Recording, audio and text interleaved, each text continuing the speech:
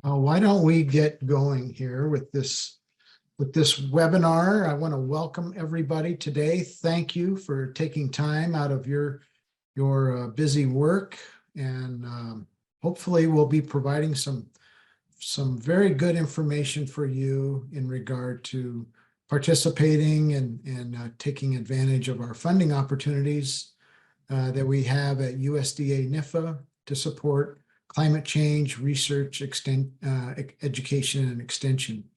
I'm Kevin Kephart. I'm the Deputy Director for the Institute of Bioenergy, Climate, and Environment at USDA NIFA.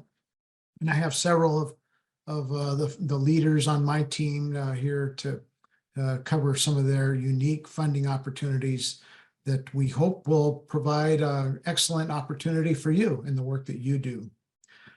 Today's session is our second one on focus on AFRI, and that's our Agriculture and Food Research Initiative, our flagship competitive program that we have at USDA NIFA.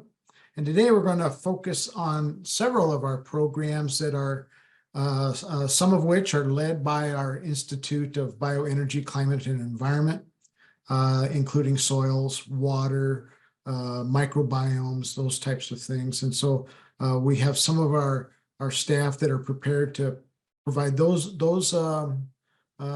opportunities to you, but it's not only restricted to that.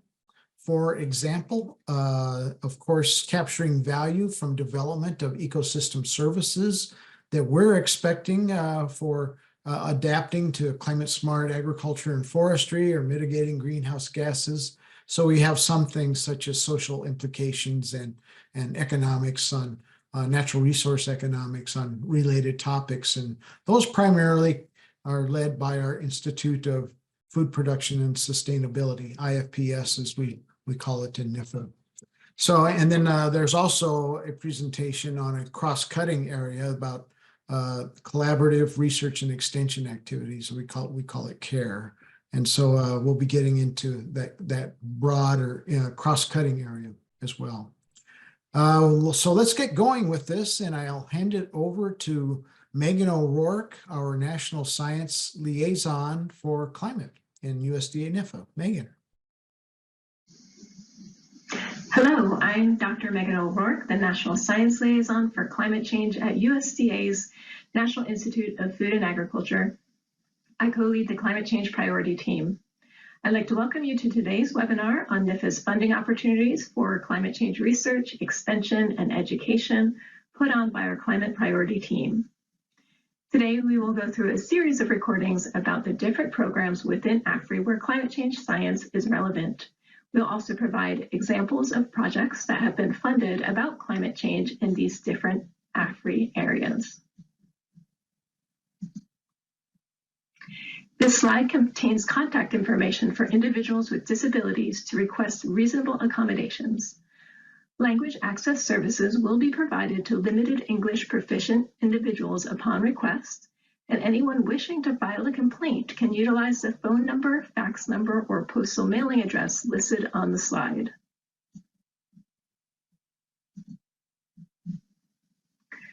For today's meeting logistics, we'd like to remind you that we are recording this webinar. You can call the number on the screen if you need some Zoom support during the webinar. We will be taking questions and answers during the live Q&A session at the end. To enter your questions, please put them in the Q&A box. This webinar will be posted on the website listed here, and those registered for it will also receive an alert when it comes out.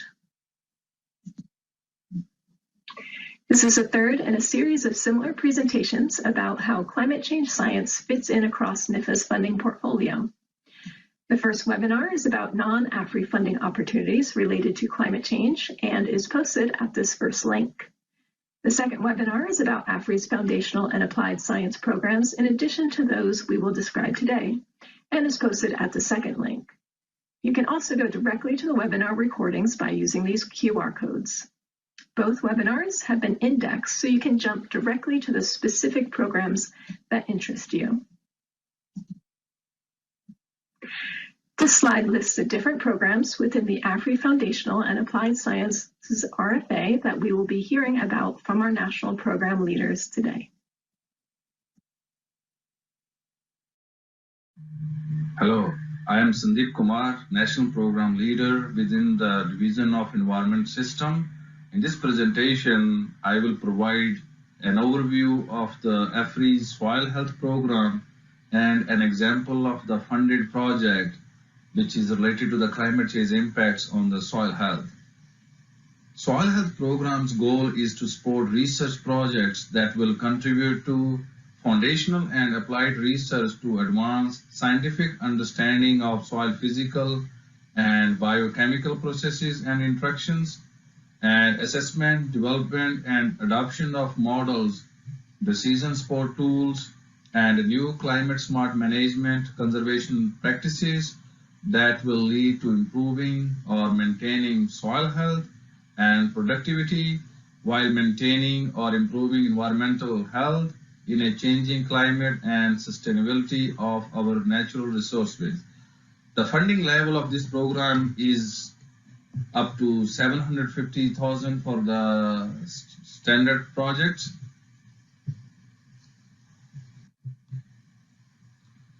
Here's an example of the climate change impacts on the soil health.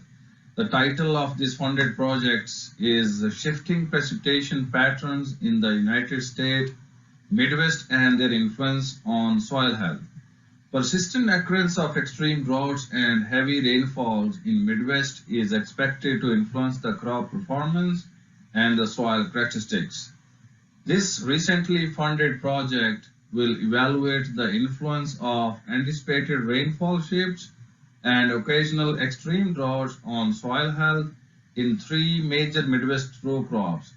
For example, especially for this project, these 3 crops are corn, soybean, wheat, grown in a business as usual conventional till system versus long-term maintained no-till system, and comparing these soil health parameters to similarly long-term perennial herbaceous early succession vegetation. Outcome of this project will document the effects of precipitation patterns on key soil health indicators and elucidate the mechanism through which the precipitation changes will affect biophysical interaction, enabling soil carbon gains, protections, and losses. Thank you.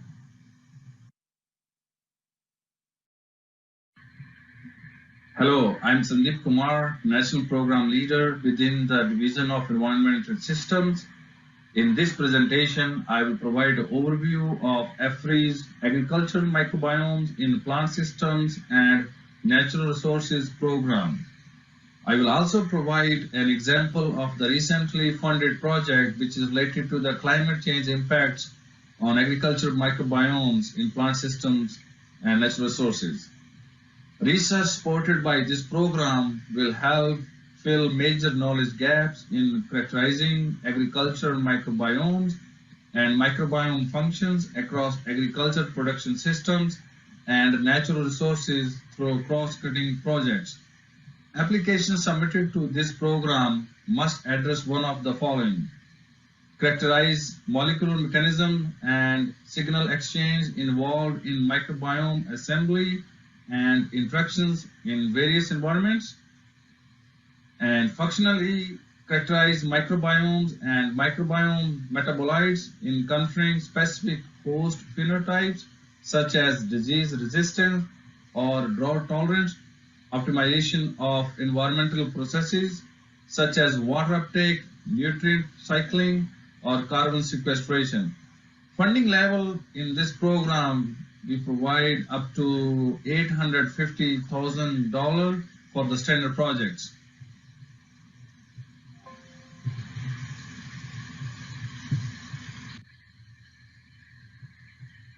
Here's an example of the project which is related to the climate change impact on agriculture microbiome. The title of this project is Drought Shapes and Dryland Root Metabolome and Microbiome to Protect Against Biotic and Abiotic Stress. Climate change is among the most critical global concerns faced by the farmers in 21st century.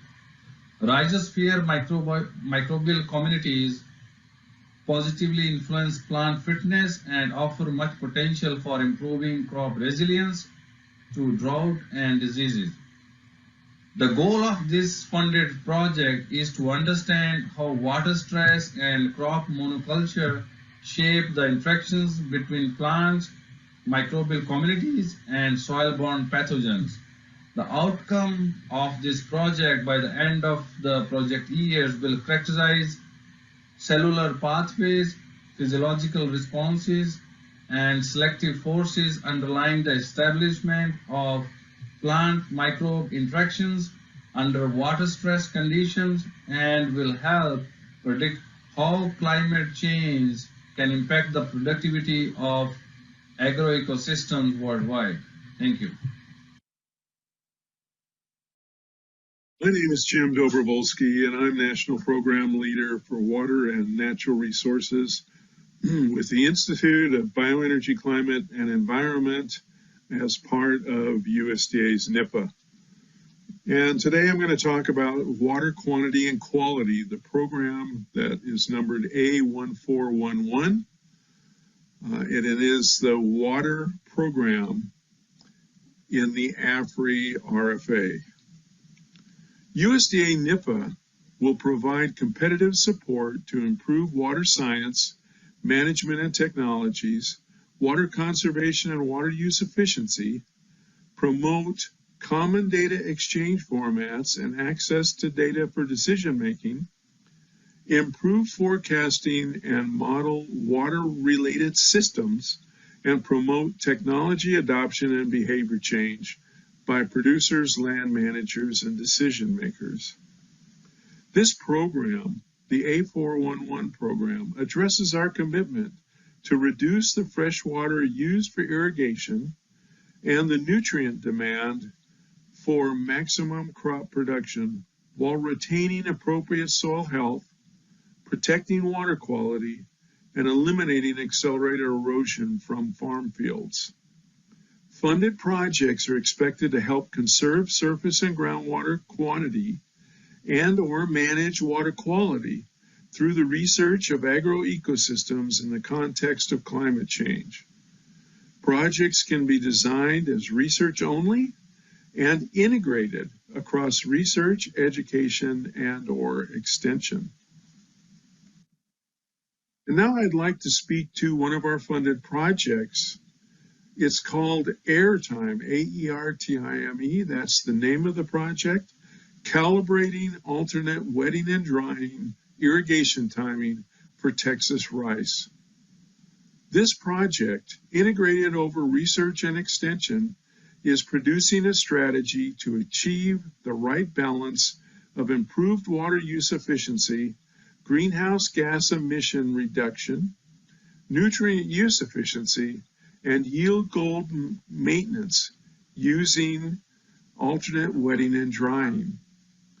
By inserting aeration events into the production season, this project will evaluate the water savings and effect on grain yield in rice.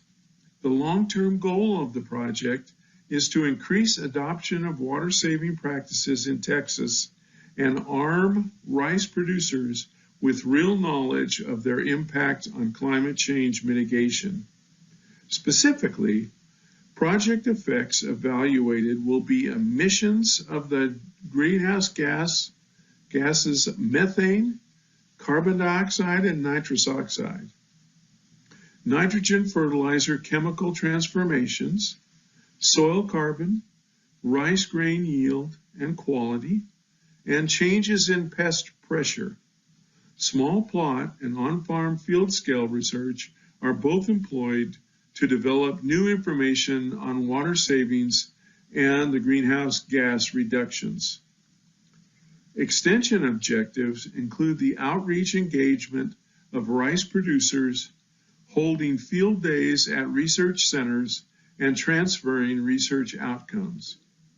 Integrated activities include the formation of a stakeholder committee to advise and calibrate the project, and on-farm research demonstrations of alternate wetting and drying practices.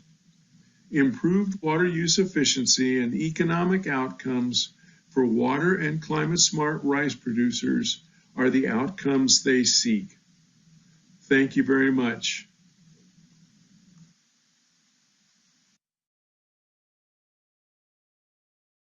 Hello and namaskar. I am Kaushlendra Tinggi. I'm a national program leader in the Global Climate Change Division of Institute of Bioenergy, Climate and Environment. I'm going to talk about the Sustainable Agroecosystems Program, A1451, within the Agriculture and Food Research Initiative funding opportunity. My fellow national program leaders, Adam Wilkie and Zami Zambora, are also points of contact for this program. Under the 1451 program, we welcome research projects that improve health, productivity, and output of ecosystem services in managed production systems. For 1451, there are few words that you should pay attention to. The 1451 program only supports research projects, and those research projects must be applied in managed production systems such as croplands, forests, rangelands, and specialty crop systems. These systems can be at a regional scale or at a national scale.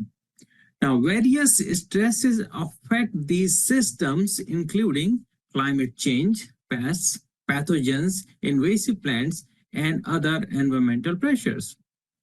These stresses not only affect the health of these systems, but they also impact the output of ecosystem services and products.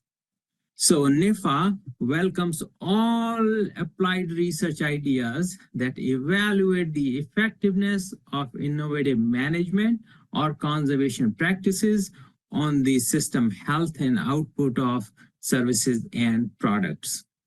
Your project may also improve the connection of ecosystem health with the managed system's productivity, functionality, socioeconomic viability, biodiversity, sustainability, or resilience. Let's take an example. Here is an example project that NIFA has funded under AFRI's 1451 program. If you have visited the Acadia National Park in the state of Maine, you might have seen wild blueberry bushes everywhere on the landscape. Managed wild blueberry production plays a significant role in the state of Maine's economy. The title of this funded project is Current and Future Climate Change Effects on the Ecosystem Services and Economics of Wild Blueberries. This project is investigating the impacts of the stresses caused by climate change on farm-scale economics and the output of ecosystem services in the managed wild blueberry production system. The output services being considered are water regulation, nutrient cycling, carbon sequestration or storage, pollination, biodiversity, and provisioning services. The photo that you see on the screen shows the location of the field research at the University of Maine's Wyman Wild Blueberry Research and Innovation Center. We anticipate that the results of this project will support the resilient management of the wild blueberry production systems, and it will benefit socioeconomically challenged rural communities. So we invite you to apply to this program, and we are eager to see your innovative ideas to improve the health and productivity of managed systems from the impacts of climate change. Thank you very much and have a great day. Hi, everyone. My name is Jessica Shade, and I'm one of the team members on the Data Science for Food and Agricultural Systems, or DSFAS.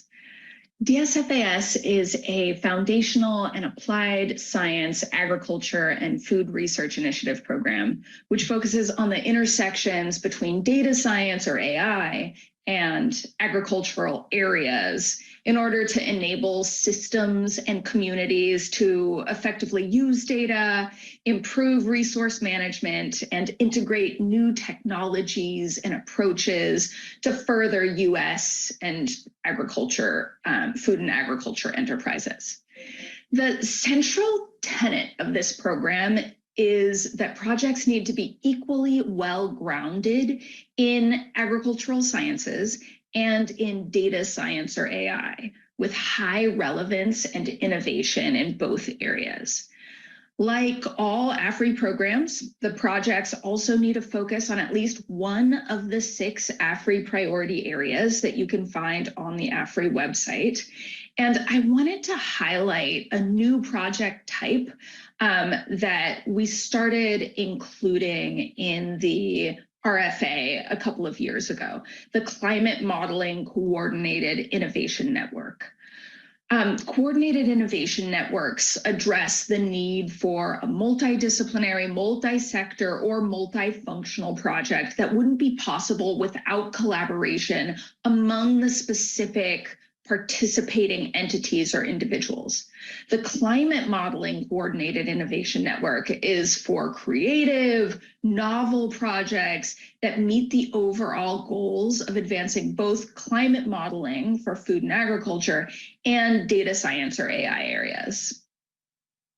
One of the projects that DSFAS has funded with a climate change focus is creating opportunities for voluntary participation in climate smart agriculture in the Western US. It's out of Boise State University. The overarching goal of the project is to contribute to national scale efforts by USDA to achieve reduced carbon emissions from the agriculture sector through the adoption of voluntary incentive-based climate smart agriculture. The project focuses on restoration of music ecosystems in rangelands of the Western United States. So things like wetlands, riparian zones, wet meadows. Because music ecosystems store large amounts of carbon and have high potential for carbon dioxide removal relative to other rangeland ecosystems, it's really a promising place to look, but there hasn't been a lot of research focused on the potential role of restoring music ecosystems as a climate mitigation intervention.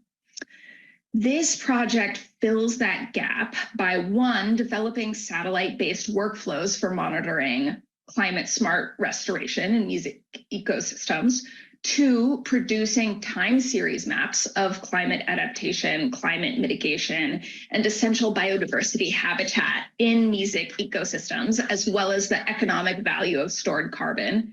3, quantifying aspects associated with music restoration. And 4, creating a guidebook for music restoration for the agricultural community that integrates insights from the Coordinated Innovation Network with the geospatial tools and results from this project. This is just one of the projects that DSFAS funds that is focused on climate change, but there are several others that you can find on the USDA Data Gateway. And if you have any questions about the focus areas or how to apply, please don't hesitate to reach out to us. You can find the most up-to-date contact information in the AFRI request for applications. Thank you. Hi, my name is Charlotte Tuttle. I am a national program leader within the Division of Ag Systems at NIFA, where I manage the Agricultural Economics and Rural Communities programs. The program Social Implications of Emerging Technology, A1642, was designed to provide support to researchers who are going to examine the economic and social implications of new and emerging technology. And these implications include cultural, community-related, health, welfare, equity, and ethical. What we are interested in is looking at the potential impacts of new and potentially disruptive technologies that include breakthrough scientific discoveries and how they could pose consequences within agricultural markets, agricultural communities, rural prosperity, food manufacturing industries, consumer preferences, as well as other domains. So generally, most research teams that have been funded through this program include a range of expertise. These include scientists, economists, legal scholars, bioethicists, social scientists, and researchers from the humanities, among others. So some technologies and scientific advancements of interest include development and implementation of technologies with regard to climate-smart agriculture and forestry practices, application of gene editing and gene drives in agricultural systems, nanotechnology in agriculture and food systems, analysis of big data, as well as tools and approaches for collecting data within the ag system, and any implication of artificial intelligence related to the agricultural sector. So an example of a project that was funded through A1642 is this project, Trust in Science and its Communicators, the relationship between trust and consumer decision-making for new agri-food biotechnologies over time. And this is from Michigan State University. So the purpose of this project is to examine consumer trust in new foods. The argument is that despite GMOs being deemed safe to produce as well as consume, customers still are apprehensive, right? So one hypothesized reason is that there is a lack of trust in the science behind new agri-food technologies, as well as insufficient communication from producers, policymakers, and the industry stakeholders. So this project creates a tracking survey to capture the spatial and temporal variations in consumers' trust in science and acceptance of new ag and food technologies. What the PDs do is prepare a trust measure with consumer experiments to evaluate the connection between trust and consumer decision-making related to new and emerging food products produced with biotechnology. The results likely will provide information that can be used not only by food companies and marketers, but also by public policymakers related to adoption of new food technologies in the agri-food area. Hi, my name is Charlotte Tuttle, and I am a national program leader within the Division of Ag Systems, where I manage the Agricultural Economics and Rural Communities programs within AFRI. The Environmental and Natural Resource Economics Program, A1651, is a program that supports research that will advance economic theories, tools, analysis, and general research related to environment and natural resource economics. This includes economic methods and theories that address climate change and mitigation, examining the relationship between agriculture, natural resource conservation, and the environment, examining local economic and environmental impacts of energy transitions, such as the effects of wind and solar production, examine the design of policies and incentive mechanisms to promote conservation as well as sustainability. The development of metrics to assess changes in the value of ecosystem services resulting from conservation management practices. Explore the economic efficiency impacts of alternative approaches for monitoring conservation compliance. Examine how changes in farm production and farm-related income related to climate change will affect farm households. And finally, examine the equity and efficiency impacts of carbon markets and climate-smart agriculture. A project that was recently funded by A1651 is this project, the Efficiency, Supply Chain Dynamics, and Social Acceptance of Carbon-Based Forest Management on Marginal Lands. And this was by Oklahoma State University. So the purpose of this project is to examine climate-smart forestry practices in the United States, given the indication that marginal croplands and degraded forest lands have the potential to mitigate the negative effects of climate change. So the PDs propose two carbon-based forest management possibilities to achieve carbon sequestration. The first was afforestation, which establishes forest cover on land that was not currently forested. And the second is improved forest management in land that is already forested.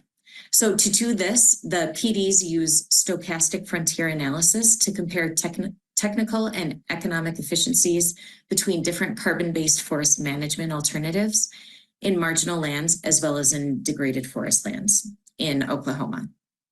So the carbon storage potential of management alternatives is then quantified with the help of the forest vegetation simulator the PDs use, as well as supply chain analysis, exploring the impacts of carbon-based forest management on the feedstock needs of existing timber-based enterprises.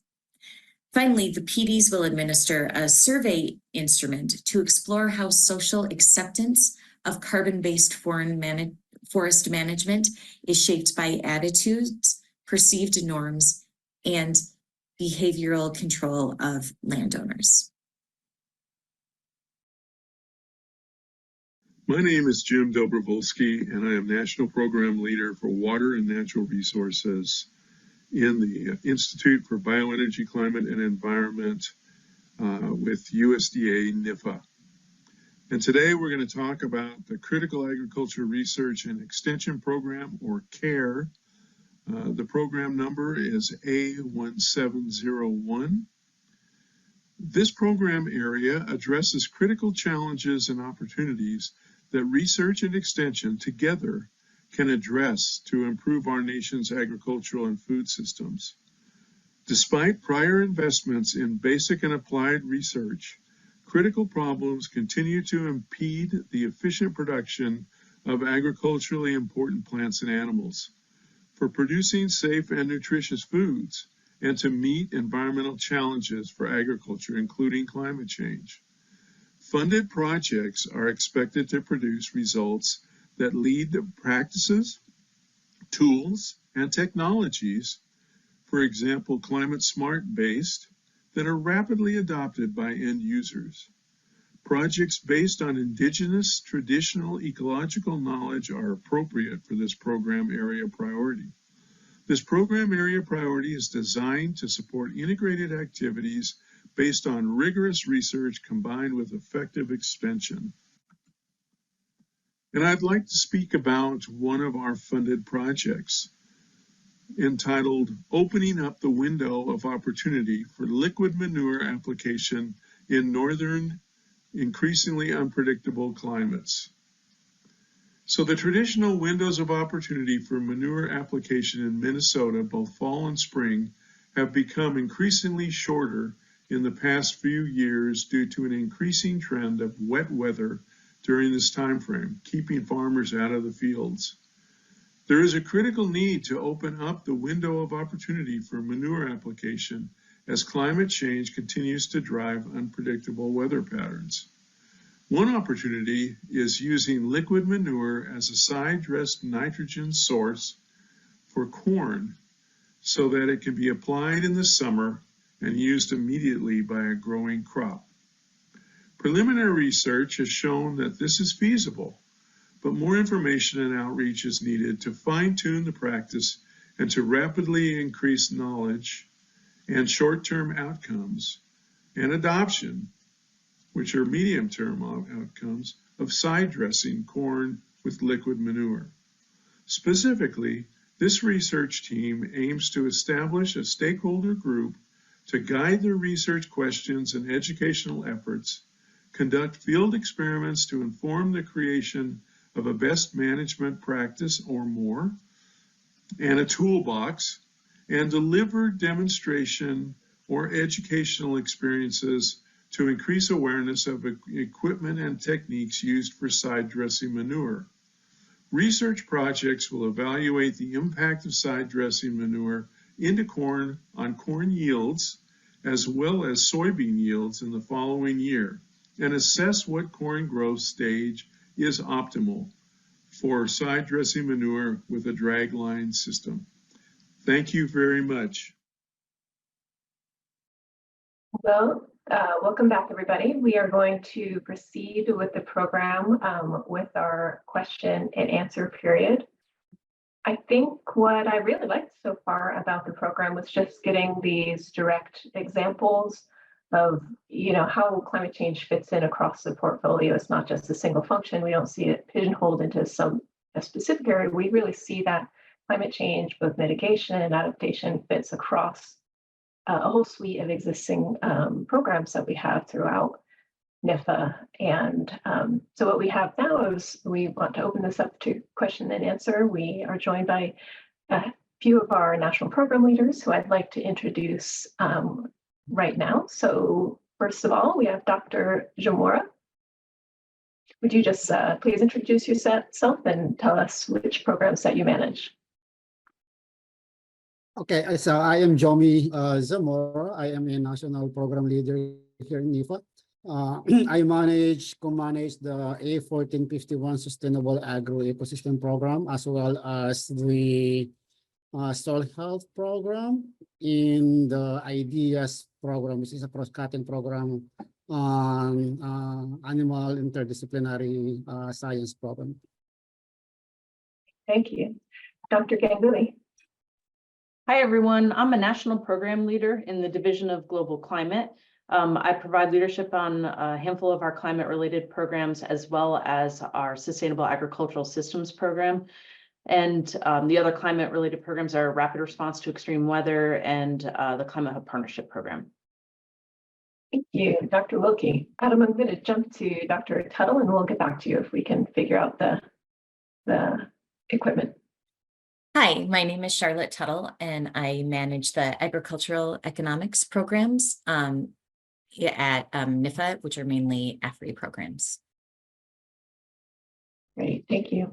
So before this webinar began, we had a few questions that were submitted with the registration. So let's get started with those. First of all, we have a question that says, what makes an application stand out from others? And can we please explain the reviewing system? I'd like to pass it over to Dr. Amy Ganguly. Excellent, thank you. I really like this question. If I knew the secret recipe when I was writing for grants, I would have been super excited. But there's some pretty simple elements that make proposals stand out. First and foremost, being responsive to the request for applications, and specifically the priority area that you are applying to. The other is a fairly obvious one, but as you're being responsive, making sure that you include all of the requested documents, and there are required documents within that as well. Again, if those elements aren't included, the people who are conducting the peer review process don't have that information to go on. So naturally, there's going to be a void in that area. One of the things that I also recommend for people to do is that when you consider our priority areas and the brief descriptions that you heard for each one, they cover a diversity of topics. And accordingly, the panel is going to be comprised of people with different areas of expertise. As such, it's important to make sure that you are not making the assumption that everyone is expert in your system. So tell your story, make sure that you don't leave that information to question and try to be very clear in your explanation of items. Those are just a few items, and I'm sure there will be others that come up in this question session. But the other element that was asked was to explain our reviewing system. This is something I'm going to have Erin type a link in the box. We have our information on our public-facing webpage that shares in detail how we go about our review process, including recruiting panel managers. All of the programs that you heard about today use a merit-based evaluation process where each proposal is reviewed by at least 3 people. And all of the programs that you heard about today also are reviewed within a panel and again, evaluated based on merit. So again, you have that link there. I encourage you to visit that link, review the process, but I'm going to put in one more plug. The best way to learn how our review process works is to volunteer to be a peer reviewer. As a former applicant, that was the best experience that I had. It helped me really transform the way I thought about my research program, as well as how I approached applying for grants. We also will paste a link in the box that includes information on where you can volunteer to be a peer reviewer. Fill out that form, which means that you're in our database, but then follow up with emails to the national program leaders that represent the programs that you're interested in. And my recommendation, only serve as a reviewer for one panel per year. It's a lot of work. Get that experience and then use that experience in creating your next proposal. Back over to you, Megan. Thanks, Amy. Absolutely. And I double what Amy says. Back in my application days, serving on a panelist, there's no real substitution for that inside perspective on being able to see a breadth of successful proposals yourself, as well as really understanding that process. And so if you are new, absolutely sign up and join the team and being part of the review process. All right, we have another question that's come in, and this is a question sort of about logistics and planning your proposal. So the question is can a proposals be submitted to more than one program? Can it be reviewed concurrently in different program areas? And I think, is Dr. Wilkie, how is your audio going for you now? Greetings, can you hear me now? Yes. All right, I apologize for that audio mishap earlier. Hi, everyone. I'm Adam Wilkie, a National Program Leader in the Division of Global Climate Change, and I will address this question. The short answer is no. A proposal submitted to one program cannot be considered by any other program, and they're not internally transferable. However, applicants are eligible to be project directors or co-project directors on multiple different proposals as long as they are separate and distinct proposals. And it's important to keep in mind that NIFA will not fund an application that duplicates or overlaps substantially with an application that's already funded or to be funded by USDA or any other organization or agency. Thank you, Adam. And I will just kind of add a little bit of information. Again, I mean, our names, national program leaders, are listed next to the programs. And so please reach out if you have questions about where it's most appropriate. The best way to address that is just up front when you're developing your ideas and your proposals. Talk to us and we can help direct that process. But it can't be one idea, one proposal can't be considered in two different areas simultaneously. All right, we have another question, and this one is, what funding is available for nonprofit and for-profit entities? And I'd like to turn that one over to Dr. Tuttle. Hi. So throughout the AFRI program, nonprofits and for-profits are able to apply. We also have the opportunity to partner with institutions like land grant institutions for nonprofits in order to execute some of their research, which they're integrated programs. So generally you'll have folks in charge of the research and then folks in charge of the outreach. So that's another opportunity. We also have other programs like community food projects and beginner farmer and ranchers, which are available. And then finally, we have small business innovation research, SBIR, but that's only for small businesses, but that's a for-profit opportunity. Great, thank you.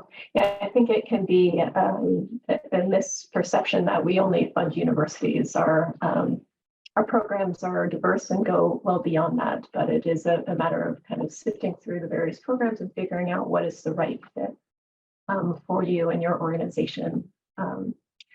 So we have another question, and this is about specifically climate modeling. And so the question is, where could you look to get a project funded regarding climate modeling? Jiomi, can I pass that to you?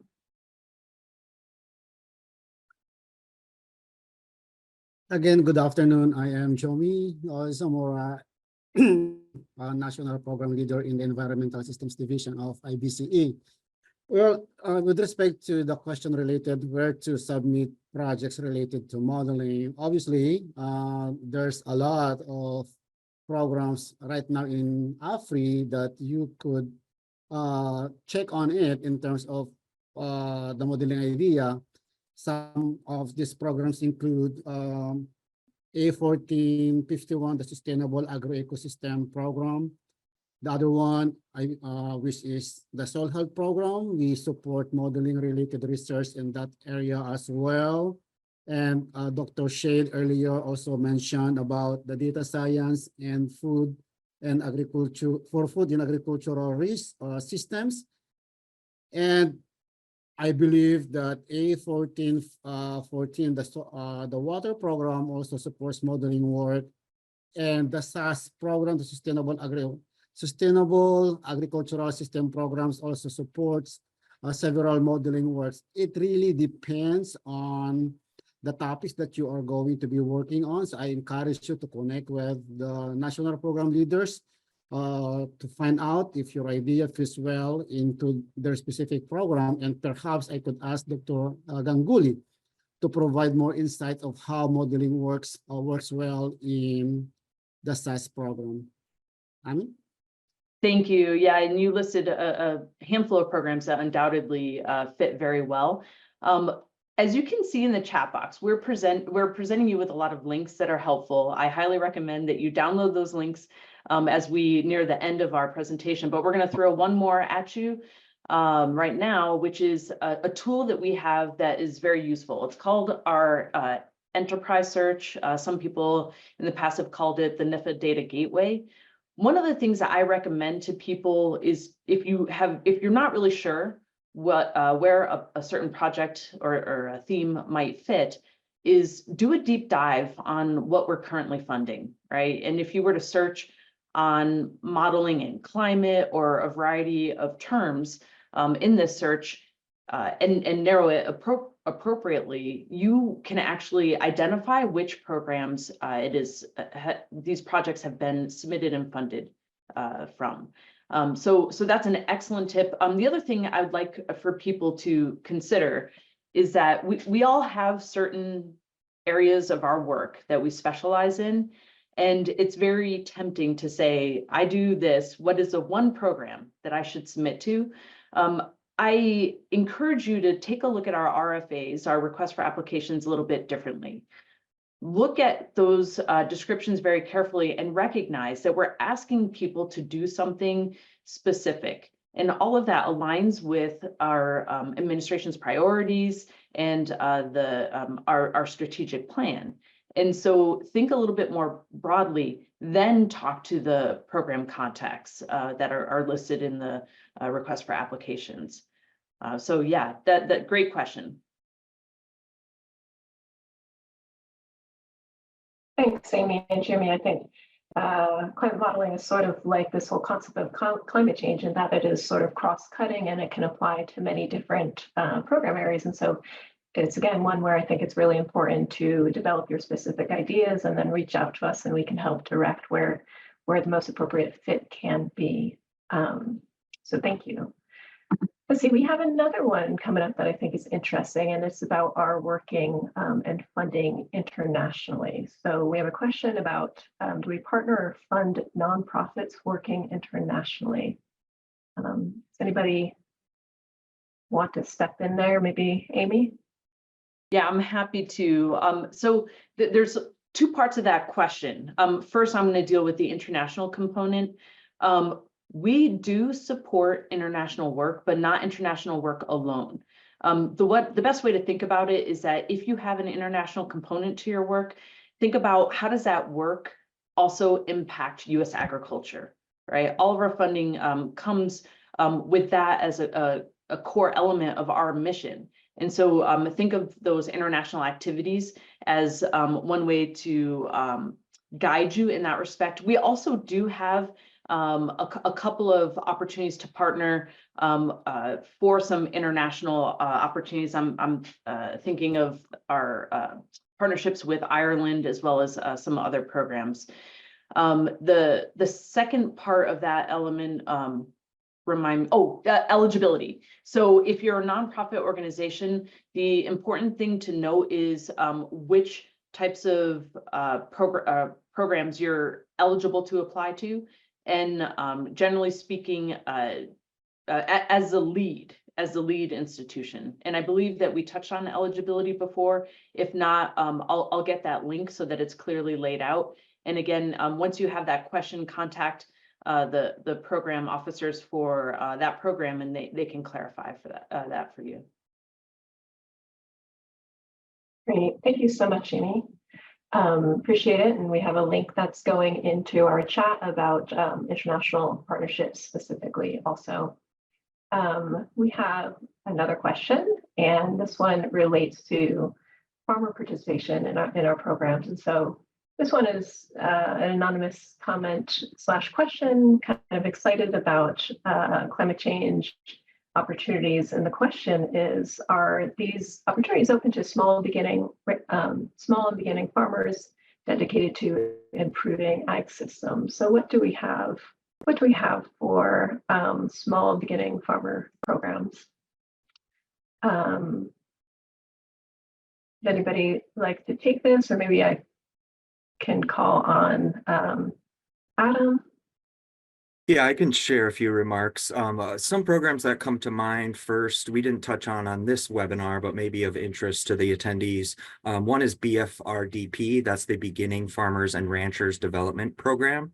Another is SARE, S-A-R-E, that's the Sustainable Agricultural Research and Education Program. Both of those in particular directly support farmers, and specifically beginning and emerging farmers.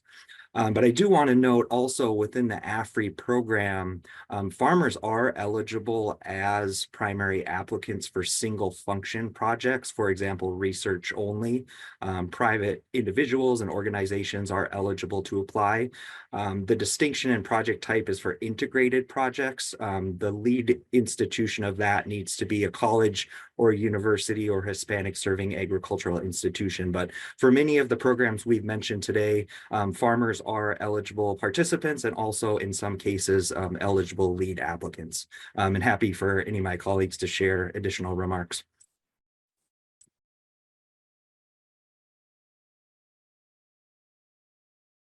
Yeah, I think that one of the exciting things that we have at NIFA is that we have many programs that can fit different shapes and sizes and applicants, whether you're from the sort of what we think of as the traditional academic community, but also the producer community, the nonprofit and for-profit. There are various options and opportunities for different types of applicants. We have a question that's pretty general that I think we can throw out for anybody on the panel who would like to address it, which is which program should we go about targeting for plant and crops and climate change? So where do you look if your area is in the plant systems and cropping systems? I'll address this, Megan. I'm going to go back to the comment that I made before about familiarizing yourself with our request for applications. And if we just take the foundational and applied science call that's out right now under the Agricultural Food Research Initiative, read through that, look at the priority areas that address those, but then also utilize that enterprise search or the data gateway, because again, there are many different programs that fund that, you know, and they're just like climate change is funded throughout different institutes and different divisions at NIFA. This topic is also going to be the same. So. Yeah, absolutely. We have many different programs, as that's obviously a cornerstone to our production system. We have, I think, a comment that I'd just like to share with everybody, and it's a note of appreciation, actually. And so a little bit of a thank you, and notice that NIFA has been working on cutting some of the red tape and some of the hurdles to putting together applications that can be discouraging. And so it's a note of appreciation that we've been working on it, and I will reply and say that internally we very much are working on our systems, working on our processes, trying to keep the science first and a customer service approach. And so absolutely, this has been something that we've been putting a lot of time and effort into making the science side of things as streamlined as possible. So it looks like that is all the Q&A that we have so far. I would like to wrap this up by just inviting our panelists to add any last words, if there's anything that you think it's important that our audience keeps in mind as they're thinking about climate change and they're thinking about pushing the boundaries of science. Anything we should keep in mind here?